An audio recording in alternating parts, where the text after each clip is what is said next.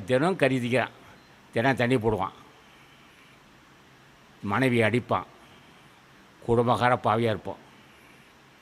குடும்பக்கார பாவியாக தான் சரி. ஆனால் இப்படி சொல்லணும், இது நாள் வரையிலும் நான் சிந்தையாலும் செயலாலும் சொல்லாலும் பார்வையாலும் செய்த பாவங்களெல்லாம் அவன் திருவிடி சமர்ப்பிக்கிறேன்.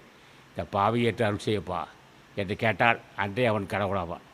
ஆனால் சொல்ல வைக்கணுமில்ல, யார்கிட்ட கேட்கணும்?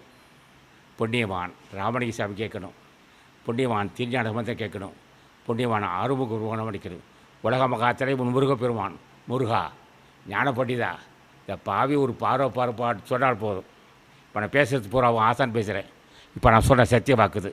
முருகா ஞான பண்டிதா, என்னை தாயே, என்னை தந்தையே, இந்த பாவி ஒரு பாரப்பா, இந்த பாவி ஒரு பாரப்பா என்று சொன்னால் போதும்ப்பா.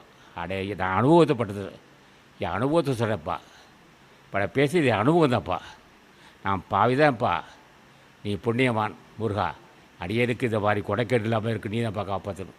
எந்த வகையிலும் அடியேன் பாவியாகாது இருக்க வேணும், எந்த வகையிலும் அடியேன் பாவியாகாது இருக்க வேணும். பொருள்பட்டு காரணமாகவோ வேறு காரணமாகவோ நான் பாவையாக இருக்கணும். அதுக்கு நீ தான் அருள் செய்யணும். உன் திரையுடைய வணக்கம் நோக்கமாக தான் நான் பாவையாகாது இருக்கணும். அப்படி சொன்னாலே அவன் புண்ணியனா வரும். இதுதான் உபாயம்.